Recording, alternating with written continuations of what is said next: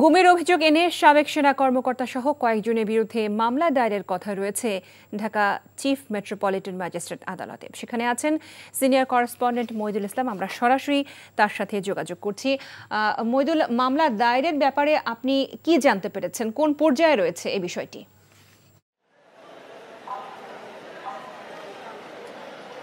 হ্যাঁ Lopa, BNP chairperson Begum Khaleda জিয়ার ব্যক্তিগত যে নিরাপত্তা কর্মকর্তা লেফটেন্যান্ট কর্নেল অবসরপ্রাপ্ত মোহাম্মদ তৌহিদুল ইসলাম চৌধুরী, তাকে গুম করা হয়েছিল 2018 সালের 27 ডিসেম্বরে এলিফ্যান্ট রোডের বাসা থেকে।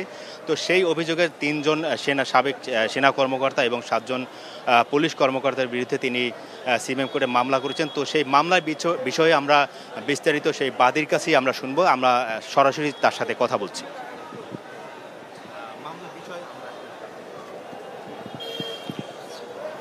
সম্মানিত দেশবাসী, আসসালামু আলাইকুম।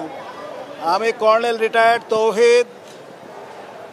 আমি 2015 সনে সেনাবাহিনী থেকে চাকরি শেষ করে অবসর নিই। পিলখানা হত্যাকাণ্ডের পর থেকে আমি সেনাবাহিনীর ইউনিফর্ম পরলেও কোনো ক্যান্টনমেন্টে চাকরি করিনি।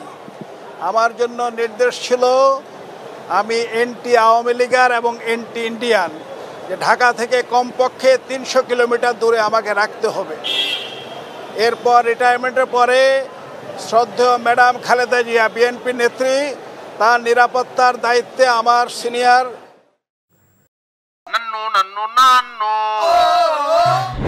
আরে সত্তর একটা ব্র্যান্ডের গুলা আমার বংশ ব্র্যান্ডের কি আপা বিষাগত বিক্রি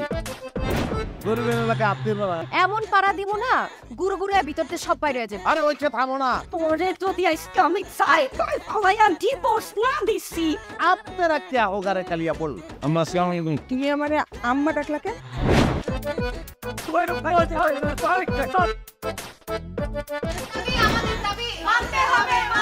মামু তুমি জজ্জাল মাইয়া রে, কোনদিন স্বামীর মুখ দেখাও না আমি আপনারে আমি দেখে নিব। হাতে লাগে বেতারে হাত ছাইরা দাও সোনার চাচারে। এনজিওর কিস্তি প্রথমবার বিকাশ পেমেন্ট করলেই 20 টাকা ইনস্ট্যান্ট ক্যাশব্যাক।